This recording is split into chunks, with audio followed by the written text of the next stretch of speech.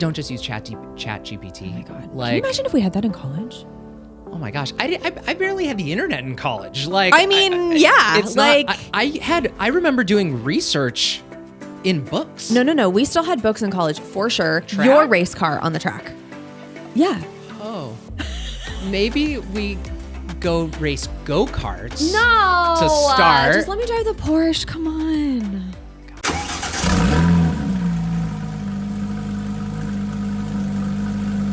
All right, here we are. I am so excited. I've got Stephanie Xelowski in the studio with us today. I've known Stephanie forever, better part of a decade.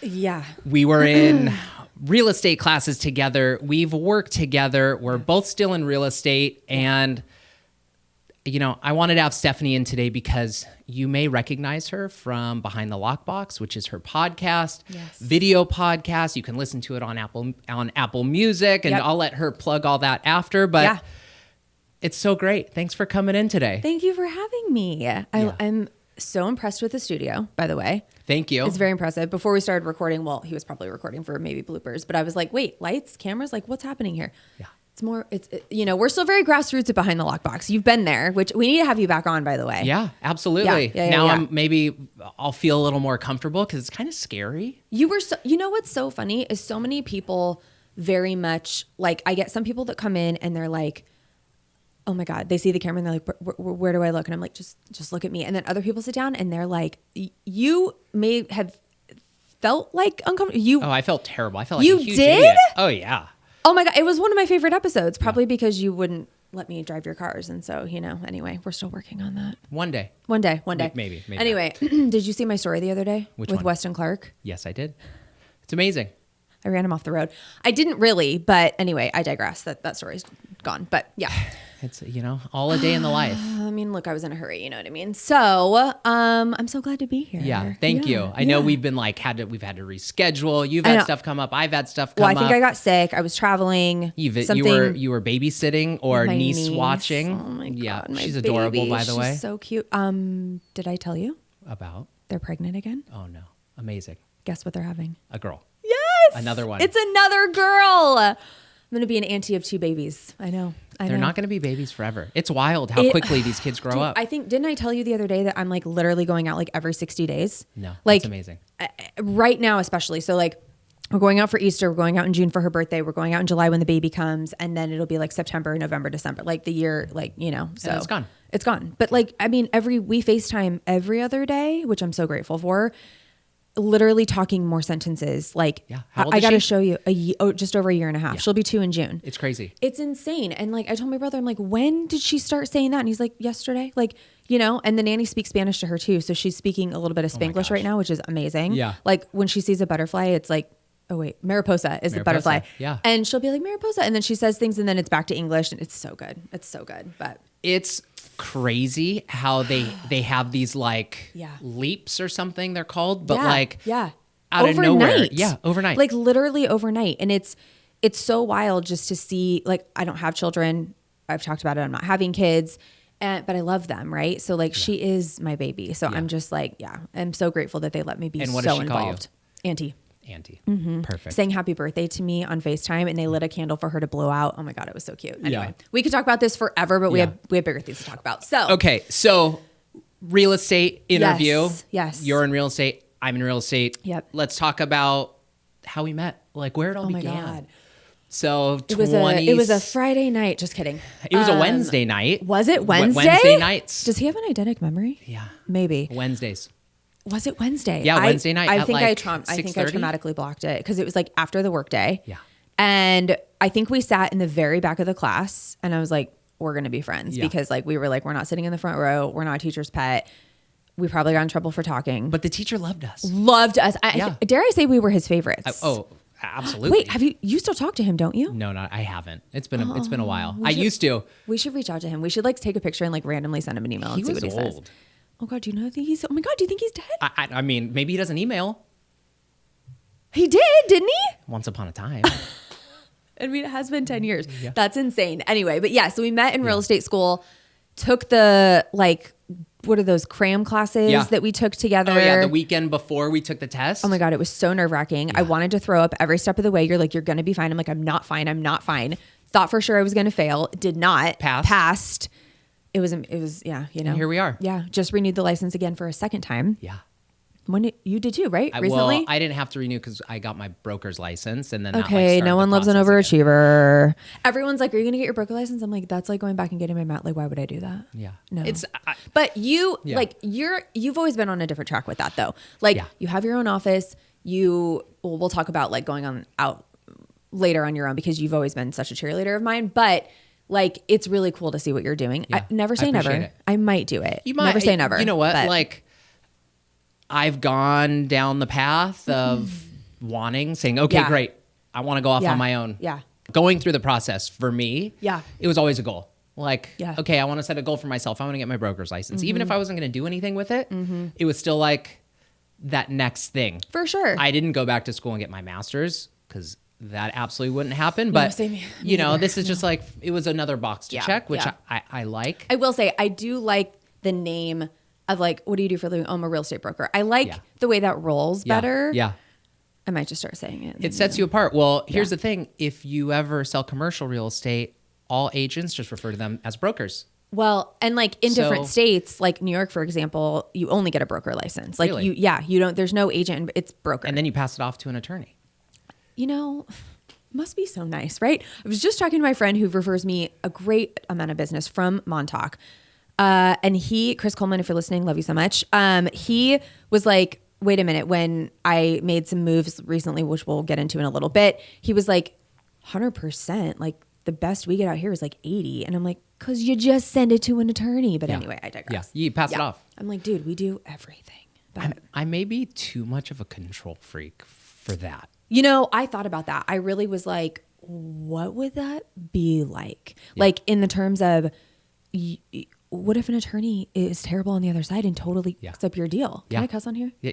Okay, great. We bleep the F word on mine. So, you know. I don't curse anymore because I have a swear jar at home and I refuse to put money in it. It's not even because I'm worried. Yeah, I don't even worry about the kids. Like the kids hearing me say the oh my God, my brother's probably going to have to do that for me because I'm worried about her repeating something I say. Oh, you should see how many large bills are in that swear jar from Thanksgiving last year. All the family came over. They're like, you know what? I'm just going to put a 50 in. What do you get to do with that money? What does Sarah say? It's probably going to go to charity because that's the nice thing to do. That's the right thing to do. I thought maybe take the family on a vacation, but you know. No, they're going to end up doing that anyways. Well, true. So that's hysterical. Yeah. So like the kids have to put their own allowance in. You know what the studies show? What's that? That smart people cuss more. Oh, that's right. No, that they're more honest and authentic and trustworthy. Yes. All right, well, fuck it. Here we go. Thank you. All right, we won't tell anyone. Don't put anything in the swear jar. Emily, don't tell anybody. Yeah, well. So yeah, we have gone like down the rabbit hole. We have. But let's talk about, let's bring it, reel it in. Let's talk about some real estate stuff. You need to do that with me. After license. Yep. You went out. You know, most people say you can go off on your own, but the things that you learn when you're studying to get your real estate license is like studying Spanish in school. You can go down to Mexico after you've, finished high school, Spanish 4. Right. But you're going to talk in formal words and everyone's going to look at you like, who is this person? About? Yeah, exactly. Yeah. So like you got to like cut your teeth and really know what the lingo is and how you approach a transaction. Yes. So a lot of people join a team, which is what you did. So like, let's talk about that. After we got our license, we were both talking like, oh, where are you going? What are you going to do? Yeah. And I know you had kind of a quote unquote offer from Sotheby's from someone who worked there. And you were like, you wanted to join Cantor, which is where you started. Yeah. Shout out to Andrew and Mark. We love them. Yep. But I had joined Sotheby's. I had an opportunity through an agent that I knew there. And, when you first start, like you said, it's a little terrifying. Like, again, you were a pilot previously. Sure. I came from a corporate setting. You were in the mortgage space, right? I was in marketing right before I left. Okay. Like I was in mortgages before the economic crash of 2007, 2008, up until 2013. Left that because it was depressing and we were trying to get back. And I was like, this cannot be all. Moved here in 2013. Yep. And then worked in marketing because that's what I went to school for. And ASU, so, right? yes, ASU. Mm-hmm. Go Sun Devils. Don't remember much of it because I partied too much. But anyway, sorry, Mom and Dad. You graduated. I graduated. There we go. I don't know what the GPA was, but like I graduated. No one's ever asked, have they? Nobody's ever asked. No one cares. And so, you know, I literally quit my job and like that Monday went into Sotheby's to like the mentor program. And you just are like looking around like, what do I do? Like, it's so bizarre. Like if you don't have, excuse me, automatic like contacts, if you don't have a built-in network, like I had moved here, obviously from Arizona, been living here a few years, but like really my sphere was like a few friends that I had made in your 30s, right? It's harder to make friends in your 30s. Totally different. And people I worked with, right? Yeah. And so I just kind of, luckily I love the mentor program because it did teach you contracts. It did teach you some of the fundamentals that we needed to know. You know, then I happened to go to an event where Ryan Serhant was actually at. Big fan of his, loved the show, just loved his authenticity on the show and like his joking nature, and just all of it. Like I just dug him and like I feel like he's a little polarizing. I think more people look up to him after everything he's done at this point. Yeah. But I think that people had a love-hate for him back then. And this was a long time ago. Oh my God. 2016 to 2017. Yeah. And so I saw him in an event, took a photo with him, and I quickly said, what is like, you know, because there's like a line of people, right? And I was like, if there's one thing that you would do over, what would it be? And he's like, join a team, don't go at it alone. Look at that. Immediately the next day I went in and I had talked to Deborah Greenspan, who was at Sotheby's. She's the one that kind of brought me in. Yeah. And I said, look, if I know you're not going to have it, you don't have a team, you don't have anyone, you know, necessarily that you, but what do I do? You can't build it up. Well, who point me to somebody, right? Yeah. And she pointed me to Brett Dickinson. Yep. And so I met with him. And within a week, I was on his team. And he was kind of still, you know, he was doing luxury. He was doing really, really well. But he actually, some of his team had left. And so he was kind of building from the ground up. And so it was just the right time, right place. Primarily La Jolla. La Jolla, okay. Coastal, Point Loma, Del Mar, whatever it was. And I was living in La Jolla at the time. I still am. And so I was like, this is great. Because again, the real estate exam is like how many square feet are in an acre, right? And then has anyone ever asked you that question?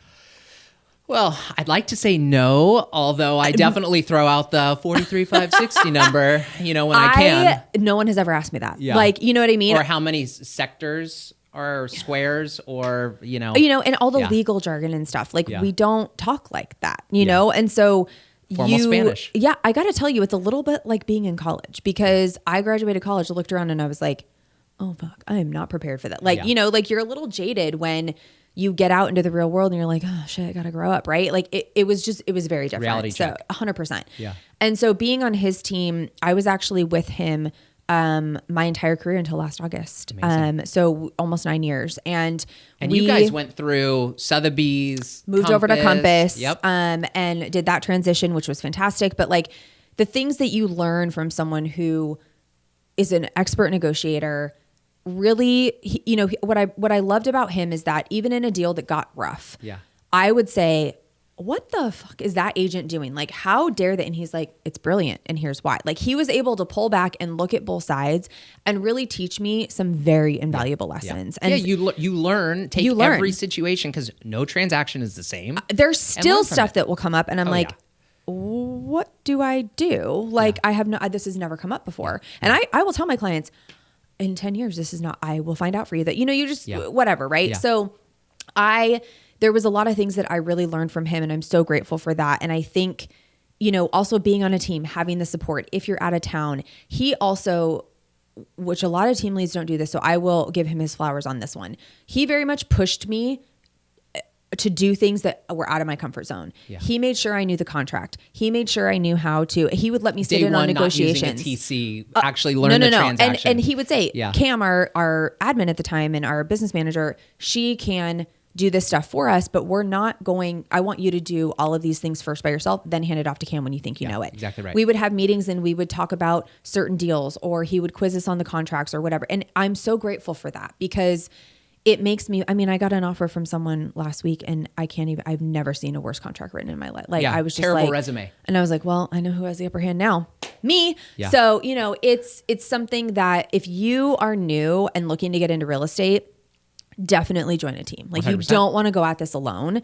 And join once a team you kind of know, or have a mentor, you know, either have one. somebody you that need somebody has been in the business. Yes. Yes. commercial, residential, Yes. can walk you through and show you the ropes, because you will get negotiated under the table. Oh my God. And like, that's the thing. It's like, a lot of agents, I think they're focused on the wrong thing. Of course, when you're new, you want every deal, you want every commission, but experience has taught us nothing, that you need to make sure that you take the time, breathe. You don't need to answer every single question immediately. Take a moment. Yeah. Don't let your reactions get the best of you, because he who talks last wins. Like, it's better to be quiet. But Brett taught me those things. You know what I mean? So it's like, it's one of those things that you didn't learn it in school. No. It's when you're in sales and when you've worked with someone who's done it for decades. It's actually wild to me, the things that they teach in real estate school and don't. Yeah. Because the barrier to entry is very low. Yeah. And so again, please find a mentor. Please find a team. Please find someone that can assist you, make you a better agent, and do all those things for you. And even if it's just a couple transactions to start, like have someone help. Yes. Yeah, exactly right. Yes. Because otherwise you're not going to learn. You're doing your clients a disservice. We're dealing with their biggest assets many times. You know, sometimes you are dealing with people who've done this many times. They have a portfolio. It's like easy for them, whatever, right? But like more times often than not, we are dealing with people who they own one home, first-time home buyer. It's a big deal. So you need to take care and you need to know what you're doing. Exactly right. Yeah. Exactly. And if you don't know, ask questions, please. And don't just use chat GPT. Oh my God. Like, can you imagine if we had that in college? Oh my gosh. I barely had the internet in college. Like, I mean, it's like I remember doing research in books. No. We still had books in college for sure. Yeah. And like, I remember, I think my senior year, I finally started bringing a computer. Yeah. Otherwise it was still notebooks. Yeah. Well, and for typing papers and doing all right. that kind I of had stuff. it at home, but I don't even think I had a laptop until like my senior year of college. It blows my mind. I know. Talking about ChatGPT, the number of agents that use it to write a description for a listing. But I do use it. But maybe to refine or to give you an idea. Exactly. You can't just take it, let it spit it out, and that looks good. I'm going to throw it up. And it's like, oh my God. Oh my God. Did you see that Jenna Hoyos came on my podcast and she was like, if one more agent uses the word nestled, we are not squirrels. I mean, she was losing her Nestled, mind. Yeah. Combination of luxury and comfort and like thrilled. It's the same. It's the same words every time. Yeah. I'm guilty of it. But like, please just clean it up if you're going to use it. Some words are good. Yeah. But it depends on the listing. Like, don't just let it, Anyway, we digress. Yeah. Okay. So Brett's team left Compass. Yeah. So went out on your own. I did. And you and I mean, my God, we had talked about this at nauseum for like how many years? Oh, pre-COVID? I mean, I was like, I don't know. And Daniel was like, you got this, you can do it. And I was like, I don't know. And like, it just became a point where the team was going in a different direction, and kudos to them. Like, right. Like the Dickinson Clark team is killing it. They're doing amazing. But there was, you got to be in alignment, right? You need to feel like everything that you're doing aligns with you and you're super happy. And it's not that I wasn't happy. It was time, right? It was time to spread my wings and fly. Exactly. And I knew I could do this on my own. And I think a big part of what we discussed, because I went through it myself, was like, okay, this was a great first chapter. 100%. And this is where you have to start, and this is where you have to learn. But at the same time, you're not going to flourish on your own if you're still doing other people's stuff. 100%. And so the conversation we had was, go do it. Yeah. I promise the transactions will come. Yeah. And it'll work. Right. And it did. And it did. It's been going all right. It's been great. And I honestly, you teased a second ago that I left Compass. I did. I had no intention on leaving Compass. I was very happy with them. I love their culture. But look, I'm just going to be honest. If you're not closing over $500,000 in GCI or more a year, the traditional brokerage model probably doesn't make sense for you if you want to make a lot of money. And it isn't always, everything can't be about the money, but it is at some point. And you're the one working. You're working really hard. Working our butts off. And you've got to get value for what you're paying. Exactly. And, it just became, I also do a ton of referral business. And so if Compass was going to take this entire year, let's just say 25%, then I owe an agent 25%, then I'm left with 50% of my commission, and I have to pay 35% taxes on that 50%. Yeah. What am I? 16 strawberries. Literally. The equivalent. It's or insane. a dozen eggs now. I mean, well, right. Exactly. Which is if we can even get them. And so, it was just, it didn't make any sense. And I had met some people in October, went to a few conferences, you know, kind of started surrounding myself because I had then been on my own and I was able to kind of choose different groups that I was working with or whatever the case may be. Right. Yeah, and what jived the best. And for I you. really, you know, I went to the BAM conference, which is Broke Agent, if anyone out there doesn't know. And I went to that in October and I just like found my people, you know, like you and I were each other's people. Like we just know when we're like, these are authentic, real, moving the needle forward in a new way. Yep. And again, you're a product of authentically. your environment, You and you want to surround absolutely yourself are, with 100%. like-minded agents, clients. And I loved people. I love all my agent friends at Compass. Again, I was happy with the culture. I went to the, you know, in November, I went to the, I have any more coffee. I can't think. They do like a yearly conference, right? And so I went to that in November, and it was like so fun. Or something. It was like, well, it's like their retreat, the Got company it. retreat, Oh, the Compass retreat. Yep. Yep. And really was kind of on the fence, but I was like, no, you know, I'm going to stick it out or whatever. And then some stuff happened in December with commission splits and stuff. And I was like, you know what? I'm out. And so I did. I moved over to Real, and I'm so happy. Like I'm about to cap in a month. Already. March 28th. Mm-hmm. And like, Good I will job. literally keep 100% of my commission the rest of this year. Wow. And so it's, you know, if anyone out there is frustrated with that or whatever, I always encourage everyone, look, I do a lot on gut feeling, right? Mm-hmm. Intuition, what feels right, and if I don't know what the answer is, I do nothing and I just sit with it. And that was what was happening when we would talk. I took everything you said into consideration. You are one of my trusted confidant people. I really am like, if I need something, I call you. There's a couple others. I'll shoot you straight. You will. And there's like 4 of you that I will call. And, you know, you guys were all saying the same thing, you know? Yeah. And so it just became something where I needed to trust myself. And it was scary, right? Because scary. It was the Absolutely. only team I'd ever been with my whole career. Yeah. So to step out on your own, I knew the transactions would come, but it is scary. It just is. And you're always like, what are people going to say? What, you know, but then it's like, well, who cares what people say? Yeah. And then when I left Compass, a lot of people had stuff to say about that, you know, because they were like, who, you know, and Real Broker is up and coming. They very much remind me of Compass in the early days. The culture is there.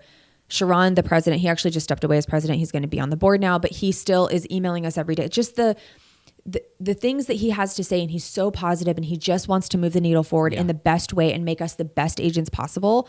That's who I want to be around. Well, and like I've watched, talking about Sharon, for example, I've watched a lot of his interviews, and I'm not a Real broker, right. Or I'm not with Real, but I've watched a lot of what he has to say, and he's smart, and he does a good job of explaining his standpoint. Yeah. He's authentic, like and if I needed him for a listing presentation, if there was like, say, a $20 million listing I'm trying to run at, right? He would come here. Like, you know, he's just that type of person. And Robert Refkin was the same. You know, Robert was really wonderful. You know, again, there was nothing, it was just about the numbers at the end of the day. Yeah. And so if Real wasn't on the scene, I'd probably still be at Compass, because again, culture is important to me. Yeah. Who you work for and with matters. And it was just, it felt like it was the right time and the right thing to do. Yeah. So. Yeah. And you know what? It's okay. Like you can be here. If you decide that for whatever reason you want to move, you're allowed to, you know, but you got to do what's best. And I don't love when I see agents jumping ship all the time. This is my 3rd brokerage in my whole career. I was with Sotheby's for 5 years, Compass for 3, and now Real this year. But you didn't have a say when you went from Sotheby's to Compass. Not really. I mean, he definitely came to me and said, in the beginning, I was thinking, yes, what's your opinion? Let's go to the meeting together. I want you to hear what they have to say. So he very much involved me in that process, which I was so grateful for. And I could see, no offense, but I could, at the time, Sotheby's was under different management. It wasn't really going in a way that was authentic and genuine to us anymore. And we were one of the top producer teams. And it was just, we weren't happy, you know? And like, look, we pay the broker bills, right? Yeah. Now, Real is a little different again, because it's a cloud-based brokerage, so they don't have the overhead. So the model is different. But with a traditional brokerage like Sotheby's, like Compass, like Berkshire Hathaway, whatever, you are paying their bills with your splits. Yeah. And so Compass, their whole model and their whole thing was, we work for you, you don't work for us. And they very much stuck to that. And I loved that. You know what I mean? Like it was important to us, because if I'm going to give you some of my money, I better be getting something back in return, you know, whether it's the culture, the technology, whatever it was. And broker it was support, whatever it was all there. Yeah. And so that's why I was so happy. It was just, at the end of the day, the numbers no longer made sense when I'm on my own and I'm having to look, I just turned 41. I see agents in their 70s hustling the way I'm hustling. I don't want it. No, I don't want it. And I want to be able to, the reason why sometimes you have to look at it being about the money is that, you know, when my parents age or something happens to me, God forbid, and I need to throw some money at a problem, I want the money to be there. Yeah. You know, money does not solve everything. It doesn't make you happy. You got to work on that yourself. But like, if you've got it, there is a less worry. Yeah. You know, you can just be like, it's okay. I can handle this. I can pay for that. And you can move on. It helps. I mean, and the thing is, part of what you pay in a split, if you're not using what is being provided to you, then there's no value really. So I did use it at Compass, which is good, but a lot of people don't. You know what I mean? I never did. Yeah. It wasn't my thing. And I am very scatterbrained. Mm-hmm. Shocker. Which is why. Emily, is that true? Oh yeah, she knows firsthand. Which is why, like, I am so organized and like structured with what I do. Otherwise, my brain is just like squirrel. Yeah, same. I mean, we have so much flying at us constantly. So you need the right tools in place. You need to be able to have those things, all of that. So no, I totally agree. Yeah, so you have to be using it. So like, if you're not going to use it, then you branch off. And so, you know, so now you have shifted the way you do your lead generation, the way you do your marketing, and your focus is now more social media, online content creation. More content creation. Because of the podcast, I was like, okay, I'm not going to cold call. It's not me. No. Door knocking as a girl, especially in my area, I could do it and I could do it in other neighborhoods, but it's just not the way I've run my business. Yeah. I am much more SOI based, relationship based, and staying top of mind to all of them. And the podcast helped with that, right? I've also done some new marketing stuff that just, again, it feels more authentic to me. Yeah. And so with that, when I was looking at who to join under with Real, Paige Stuckling out of Utah Real Estate Pages her handle. She's got like 95,000 followers. Oh, I follow her. I'm one of those. She's so authentic, hilarious, funny, sweet. Met her at the BAM conference. We started chatting and she like saw the pot and she's like, we need to talk. Like, when you're ready. I had just left the team. So I was like, I need to get my feet under me. Like, I don't know if I'm ready for this, whatever. Yeah. And so catch your breath a little bit. Catch my breath a little bit. And by December, I was like, okay, like I called her one day and she was like, oh, let's go. Like, let's talk. And it just, the support is there. Like, we have team calls every Tuesday with agents around the country who are under our little kind of network. And I've already referred 2 deals out to 2 different people in there. Amazing. I've had 3 referrals come in since January. And so and that's why you're about to hit your cap. And that's why, you know, and so it's just like the collaboration is there. The kindness is there. Sharon's motto for Real is be kind and work hard. And I couldn't agree more. You know what I mean? Like, exactly we need more of that in this business. I think there has been such a stigma, and we've talked about this, like the way things were done for so long. It's competitive. It was cutthroat for a while. People, I feel like, look at you realtors as kind of used car salesmen or pushy. Yeah. And we're doing everything to combat that. We're showing that we're everything but that. So exactly to your point is why I made these hoodies. It's so good. Realtor I am wearing mine all weekend, by the way. Like, it is exactly trying to be everything but that. Everything but that. Like, and that's part of when I created Define Real Estate. Like, I wanted to define what an agent should be. Yep. And that is the big thing. Is that how that like kind of, I love that. Like I tried all of the car Apex, like all this car racing stuff. Yes. Wasn't working. So like went with Define, and that's the whole thing. Like, being born and raised in San Diego, I grew up down the street from my office here. Like, it's a big city, but it's a small town. For sure. You want to be as good of a person as you can be. And like, we don't want to be the used car salesman. We don't want to have that stigma. Like, we want to just be great. Well, I met with a tenant who's in one of my listings yesterday, and we are unfortunately having her move out, which, she was like, hey, I'm going to rent for a little bit, but like, can I just say, I actually have never liked any realtors I met. And like, I'm really driving with you. And like, I'm not ready yet. I will let you know when. And I'm like, you let me know when, girl. I'm here. And that's it. And that's how I think both of us have kind of. Hey, you ready? You ready? You ready? Can you imagine? Yeah. And I know that people do that. Oh, 100%. And look, if that works for you and that's your shtick, go for it. It makes me look better, and so it makes you look better too. But there's an authenticity that comes with people like you and I want to surround myself with those type of agents, Exactly right. and I have found a lot of them at Real. And I have friends all over this county in this business, as do you, and they're all with different brokerages. I mean, one of my very close friends, Matt Tovey, who has been on the podcast quite a few times, he's with Berkshire Hathaway, but like, I'm friends with his wife. I'm friends with him. He's like, if you need something right out of town, I could literally send him to go show my client something and fully trust, you know? Exactly So it's right. like, we want to build networks of those type of agents that come together, collaborate, share things. We're on the same team at the end of the day. 100%. If you have a listing and I have a buyer, we all want to close. We all want the same Let's work goal. together. Right. Let's Right. collaborate. Right. We don't need to be combative. Like, It's wild to me. yeah. Yeah. Like, I know. I know. I submitted a request for repair for a client for like serious problems. It wasn't like, oh, we want a new The house is GFCI sliding off the outlet. hill. Yeah, like there was something Yeah. serious, and she's like, "How dare you?" I was like, "How dare I?" What do you mean, how dare me? This is part of the process. Exactly right. What? Like, we don't have x-ray vision. We can't see inside the walls. We did an inspection, and here's what we found.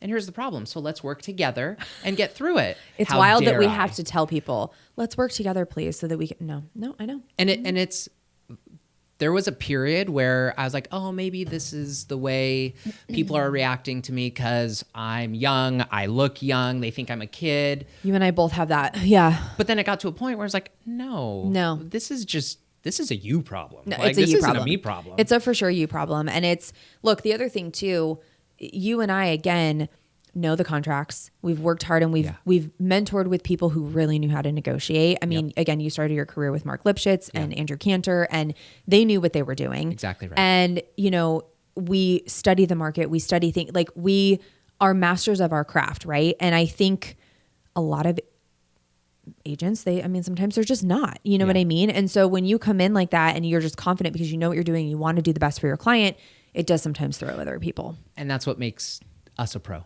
100%. Like, and that's what we strive for. Yeah. Is like, we want to come in. I will never not strive Exactly for right. that. Yeah. And like blow people's socks off. Yeah. Yeah. Because it's not common. It's not. And I mean, my client yesterday, we're about to close on the third deal I've done with them. And they're just like the best of the best. Yeah. And she was like, oh my gosh, 2 of the neighbors saw your sign, asked when we were moving, and I gave them your info and they're going to call you. It's like the best compliment you can ever get is your clients being, she has thanked me profusely. And I'm like, her name is also Stephanie. I'm like, Steph, like, it's my job. I feel uncomfortable now. I know. I'm like, I know I'm great. Tell me more. But like, also it's enough, like I love you, so, but that's what we want though. Yeah. There's only been probably 1 or 2 transactions in my entire career where I walked away, A, exhausted and blocking that person because I wanted nothing to do with them again, or B, there was nothing I could do right. And one of them was last year, and it was devastating because it was just like, I was like, you've done everything you can do, and sometimes it's just not a right fit. It's not good enough. Like, it's okay. We talk about that on the podcast a lot about how we get paid. I don't think people know really how that happens, or we're not your doormat. We are not your maid. We are not, but we are usually your therapist. And unlicensed. So take what I say with a grain of salt. You know what I mean? But yes, it's true. It's true. And I'm happy to be. But, please treat us kindly. Yeah. Yeah. Back when I was flying, there were times where I remember the level of disrespect for these people. Like, they would show up 3 hours late. While you're just like sitting on the tarmac? Oh yeah. Well, just sitting in like the lounge waiting, like on the edge of my seat, being like, are they going to show up? And are these just like really rich people? Are they celebs? Combination. Okay. I flew like for some Las Vegas hotels. I flew a Gulfstream for them. And so we'd fly, pick up their celebrities, take them to places, everywhere. high rollers, stuff and like that. And people just like sometimes just didn't give a shit. They don't. Yeah. Like it was wild to me where they'd be like, no phone call. They'd show up 3 hours late. Then they'd be like, all right, let's go. And it's like, okay, well, let me go take a shit. Let me finish my sandwich. I got to refile flight I have been plan. waiting for you for 3 hours. Yeah. You can wait now. Thank Yeah. you very much. Yeah. Like, oh my God. And then that prepared you for this job. 100%. Yes. There is a huge carryover because I wanted to be, I'm a people pleaser. Yeah, and me I too. wanted to keep those clients happy and do everything that I could to keep them happy. Yep. Which definitely has that carryover. And it does. I mean, but I think we've both gotten better at boundaries. Oh, I have definitely learned. Me too. COVID was actually good for one thing. Oh, there was a lot of good that came out of COVID. We were very busy, Yeah. which was great. Yes. But then, I learned that being a workaholic is probably not the best. I don't And always you have 2 small have to kids. be. And that's the biggest Yeah. thing. I had lunch with them every day. I know. Like, it was so cute. And it Yeah. made me realize, like, okay, This is what's important. this is from Yeah. 5 till 7 every day. Yeah. I don't turn my phone on. Yeah. It's why I'm going to Like- the East Coast every 60 days. Yeah, exactly right. Visit family, This get is a that small quality time that I get with her. And, I, like we were saying, like, I don't know if we were recording when we said all that, but yeah, we were. How much they grow and how quickly. Like, I'm reading actually right now Sahil Bloom's book, The 5 Types of Wealth. Okay. You need to read it. Okay. It very much is about all this. That's like, perfect. because he was making the money, had the cars, had the wife, had the house in San Francisco, just running on that treadmill, right? I think he was, I'm forgetting now what he was doing, but I think he was in, not with the stock exchange, but I think he was trading or doing something like that, right? Financial advisor or yeah, for something, sure. yeah. He was in finance. And, his one night, his buddy, he went to dinner with him and he was like, "What's wrong with you, man?" And he's like, "I don't know. I'm just like," he wasn't happy, because like, again, money will not make you happy. All those things will not make you happy. You need to look within. Yeah. You need look, it's great to have the money because then he could fly and see whoever he want, whatever. Right. But he said, like, I kind of miss my family. I feel guilty that I'm not seeing them because they lived on the East Coast where he grew up. And his buddy said to him, "So how old are your parents?" And he's like, 70 at the time or 75, whatever. Yeah. And he did some quick math and he goes, "Okay, well, how often do you see them?" And he's like, "Once a year, You're like gonna see usually them, at 12 more Christmas." times at the rate you're going. Yes. Yeah. And that hit him harder. And I think about that all the time. You know what I mean? And like, it's morbid to think about, but guys, we only have so much time on this earth, right? So like when it comes to clients and like, all the reels and all the memes that you see on social is so true, where we're working on vacation and we're taking phone calls when you're at your kids' soccer games or whatever the case may be. We're happy to do those things, but at the same time, it's good that you turn your phone off from 5 you to have to 7. set some boundaries. You have to set some boundaries. Like we're running a business and, that we're not curing cancer, as Brett used to tell me. Like this can wait. Yeah. You know? Exactly right. So, yeah. Exactly right. and that's the biggest thing. Escrow's closed. Like, oh yeah, they're what are Monday we through Friday, 9 to 5, like or whatever they. What are we gonna get done? Well, my escrow officer still emails me. I love her so much, but yes, exactly. What are you gonna do on a Saturday night at 9 p.m.? Like, you know what I mean? Exactly. No one's dying. Yeah. Yeah. It'll all be fine. And the thing is, if you don't set those boundaries, then you're a slave to the work and you don't want to be Been there. forced into it. Exactly right. Yep. And so Yep. like we're all guilty of it. exactly. Yeah. Exactly. Yeah. And you will see this. I mean, you see it with your niece, how quickly she's getting older. And I have friends who have kids that are in their teens now and 20s and if not older. And they're like, "Daniel, when my kid turned 12, they wanted nothing to do with me." You literally And I'm have like, this short amount of time yeah. before they are off with their friends Yeah. doing stuff. And it's like, okay, you just got to make the so most my of kids it. don't have a choice. Like, we're going on a road trip this summer.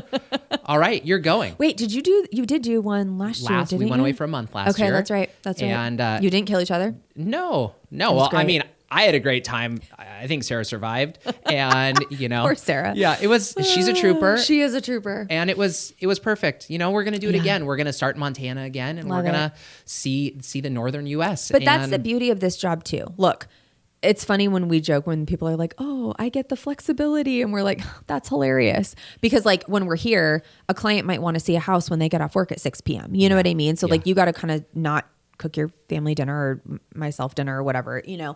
So there isn't always flexibility, but there is though. And if you have support, Well, if you have the support, that's 100%, the biggest thing. It creates then that you flexibility. can leave and you can still negotiate from we can do everything. Like every time I go away, I usually am negotiating, closing 2 deals, whatever the case may be. It actually, the joke is true. We're like, you want to get busy, go on vacation. So 100%. I'm leaving every 60 days this year, and hopefully we'll be very busy. Yeah. But it's like, so this job affords us that if you have set yourself up in the right way. Yeah. Yeah. I couldn't agree more. So, okay, what's your plan for the rest of the year? What are your goals? What expectations have you set for yourself? The bar is high. I saw something on social the other day that said maybe you can't reach the bar because you keep moving it. And I was like, well, shit. Like that hit me hard because like it's true. We do keep raising that bar every year, as you should. Yep. And this year I try to pick a word of the year, and last year it was abundance, which this year I still love that for that. But I also chose consistency because consistency in every aspect of life, whether it's working out, eating healthy, taking care of yourself, getting your health in check, we have nothing if we don't have that. But also being consistent, like we talked about earlier, I'm doubling and tripling down on social, the podcast, growing that. And again, when you're consistent within your business and you work not just in your business, but on your business, deals will come. Yeah. And so those are my goals. Like I decided this year to make kind of a couple broad goals like that. And then I just journaled last night, which is new for me, but like it was more of just I'm just trying to keep myself centered because I'm very overwhelmed right now. I'll be very honest. There is a lot coming at me. I am doing this 100% alone right now. I actually do not have the support in place. I'm working on that. But like I needed to kind of leave Compass, move over to Real, get more new systems in place because I was using everything of Compass one day at a time, you know? And exactly so it will come. And when you're feeling in a phase of overwhelm, stress, but yet it's all good stuff and you can feel that and you're happy. It's motivating stress. And it's a phase of growth. Yeah. And so if you're just sitting around with nothing to do and you're not feeling stressed, something is wrong in my mind. Like, and I am someone just like you, we push ourselves very hard and we expect a lot out of ourselves. Yeah. And so, my goals this year I had some financial goals that I wanted to hit. Number of deals and transactions, I decided to actually not set anything with that this year, and just really work on the growth of this year and being consistent. The foundation of your business. It had to be because I completely took away all the foundation I had with the team support, all of those systems I was using, all of that went away and I had to start over, which is exciting because and welcomed. Like it was 100%. It was what it needed to happen, exactly and it's uncomfortable and it's stressful. So those were the things that I set forth for this year because with all of that in place, everything else will follow, and I knew that. So it wasn't like I need to close 500 in GCI this year. I would love that.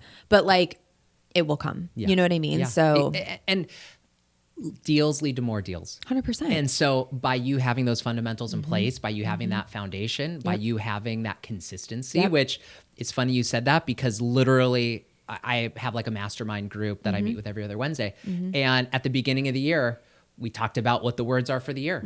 And I literally wrote consistency and fundamentals. And that's like highlighted, circled, bold. Wherever you need to place it where you can see it. Because it is, if you can do that, the business will come. As Ryan Serhant says, if you do the work will take care of you. Yeah. And it will. Exactly. Like it absolutely will. And somebody the other day told me like, I'm not a big like quote person, but like I've needed it lately, so I see things and I'm like, all right, I'll screenshot that or like save it. And I was on one of my mastermind calls and, we were talking about, again, authenticity. We were talking about like all of the stuff that like makes us genuine and makes people, know, like, and trust you and want to work with you and all those things.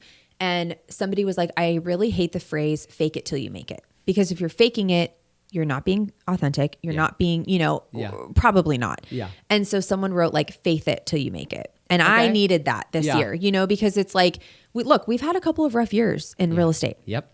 I'm exhausted. I don't know about you, but I'm fucking tired. Yeah. Like she's tired but yet motivated. You know what I'm saying? Like I was telling someone, I think when I walked in, I was like, what we say to the universe and what we say out loud, and that might sound woo-woo to some people, but if you continually talk negative about everything, that's what you get back. I mean, everything is energy. It's, like physics, like go look it up. Like it is, we have energy and current running through us. And that's the same with the universe, whether you call it, if you're spiritual, it's the universe. If you're religious, it's God, whatever you want to call it. Right. Yep. But like when you're constantly putting out negativity, or when a client's like, how are you doing? You're killing. You're like, oh, like, I mean, it's okay. Like why would they want to work with you? And B, saying those things out loud. If you continually say, you will start to believe the positive stuff, everyone else will believe it and good things will happen. Yeah. And so that's another thing that I'm really working on, because I'm such an open book and so honest and real about what's going on in my life that sometimes I catch myself. I think I said that when I walked in today, like,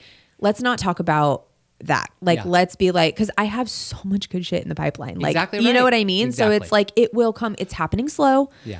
We're tired, but like I saw something that, people said 2025 was going to be like a better year, for the market. I actually have been kind of I think my algorithm is finding stuff that I'm looking at, but I saw, and I could not even tell you who it was that said this, but he was someone who looks at data for the country, real estate stuff, whatever. He was in the real estate industry, and he said, look, I want everyone to buckle up. 25 is not it, but 26, 27, 28, and 29 are going to be banger years. And if you can just hang on again, which you and I will, right? I mean, exactly. And there was a crazy stat last year that like 71% of agents didn't do any business. Yeah. But which we talked about. We did talk about that, Yeah, because I have an opinion on Emily that. licensed? Emily's not. Okay. So like, let's just say she was though, and she is like just Not an doing assistant. She's not. So I know that there's a lot of those people but there still was a decent chunk that didn't do, well, you know? And so like, here's the thing. And this goes back to why a buyer and seller wants to work with an agent that's not just licensed, but has sold property and has done transactions, because your uncle may be a licensed agent who does one transaction a year, but that doesn't make them good at what they do. And it'll charge you only 1% commission. Yeah, and cheap work ain't good and good work ain't cheap. No. So it's not. You need to be. You get what you pay for, people. Yeah, and you need to know your worth, and you know, whatever that may be is you know, I think how agents need to approach it. But you know, I think the other side of the unlicensed agents and the people, or the licensed agents that haven't done transactions, you know, they're just resting on their laurels and saying, oh, I'll do one on the side here and there. Yeah. And that's fine. But I think the other thing too to consider is we're in San Diego, which is a very different market from the rest of the country. Very different. You know, a lot of the statistics that you hear are macro. Yes. But we need to stay on more of a micro level. 100%. And even within San Diego, there's micro markets. Yeah. And so making sure that we're actually being intelligent about what we're saying 100%. and like educated on the market itself. It'll continue to improve. And that's again like why you're so good at what you do, and why I feel like I'm so good at what I do is because we are constantly learning. We're constantly trying to grow. We want to improve, and we want to be people pleasers and do the best for our clients. 100%. And I think that, you know, there's a lot of agents out there that are like us and feel that way. You know what I mean? And so anytime that there's not, I just call it job security. I'm like, it's fine. Yeah. Yeah. We'll see you never. Bye-bye. Bye-bye. Yeah. Bye-bye. As my niece says, bye-bye. And then hangs up the FaceTime. Yeah. She's savage, man. Oh yeah. Oh my God. Oh, these kids don't I said, care. I love you. She goes, no. I'll show you the video. Yeah. Savage. Anyway. I went in the other morning to give Reagan a hug. Good morning. And she's like, don't hug me. I was like, oh. I was like, Did we wake up on the wrong side of the bed? She's like, Dad, stop touching me. I'm like, she was like, she had curlers in her hair. Oh, and she's like, you're going to mess up my hair. I'm like, Reagan, Dad doesn't get a morning hug? No. She's like, let me get dressed and come out and then I'll give you a hug. Let me put my face on and then maybe we'll talk. Oh my God. She's 6 going on 26. It's terrifying. It's usually how that goes. Yeah. So, and then I've got my sweet little Oliver that's just like. Well, she's the oldest daughter. Yeah. And as an elder daughter myself, you're in for it. Oh gosh. But you know what? She'll be strong, independent, probably an entrepreneur. You know what I mean? That's my brother's like, so he's like, this is your child. Like they literally gave birth to my child, you know, with the attitude and everything. And I'm like, you're welcome. Yeah. She'll stand up for herself on the playground. She'll be strong, independent. Yep. Is it going to be hard to raise her? Yes, but it'll be great later. Don't worry. Yeah. I promise. You'll be good. Ask Mom, right? Mom, it was great. And she's like, yeah. Yeah. Anyway. Well, thank you so much. Yeah, it was great to finally have you come in here. We need to do like more of this though. Yeah, of just like shooting the shit. No. What did we talk about that we were first going to do? Go out in the car. Oh yeah. Put the cameras up. Yeah. So, okay. We'll throw Emily in the back seat. She can film some blooper reels around as I'm driving your Porsche. No. Yeah. No, you were going to sit. No. And we were going to talk. We talked about Emily. Didn't you hear him say I could drive it? I did. She did. Huh. She's rolling her eyes right now. No, she's not. No, she's not. She's 100% on my side. Listen, I'm a really good driver. Yeah. Yeah. And we'll be on a track. Like I won't have road we're rage. You're going to go drive a race car on the track. Your race car on the track. Yeah. Oh. Maybe we go race go-karts. No. To start. Just let me drive the Porsche. Come on. Gosh, one of these days. Probably, one of these days. Yeah. Would you put that positive energy in the universe? Daniel will let me drive his Porsche. Maybe not on a racetrack, but on a street. Okay. In your neighborhood. Put that in. We could start there. Yeah. You've got wide streets, don't you? Yeah. See? Yeah. It's happening, people. Okay. Anyway. Okay. Well, you putting didn't it out hear there it first. What are my Here. goals for 2025? Yeah. Mm-hmm. Driving Daniel's race car. Oh, that's first and foremost. First and foremost. But I want you to achieve your goals. So maybe move Damn that it. down the list. Well, on that note, bye guys. Yeah, It's been thanks. real. Yeah. I'll hit this again and I'm taking this home. What? Podcast name, Yes, thank you. Okay, pimp myself out. social media, all the Yes. things. So social media at Stephanie Xelowski. Podcast is at Behind the Lockbox. We're on YouTube, Spotify, and Apple. And you have to download and subscribe. Please. Otherwise, it doesn't mean anything. It doesn't mean anything for the podcast. It's so hard with these analytics. Like I can't see who's listening. So the downloads are really the only thing that matter. So please follow the show on either Apple or Spotify and subscribe on YouTube. And then if you're following the show on either one of those, the automatic download will happen when you open it up. So please, please, please. Thank you. Thank you so much. You got to come back on. Yeah. Yeah. Let me know. You should come co-host with me. Oh, okay. Deal. Okay. It's happening. And then I'll drive his car after. Okay. Bye.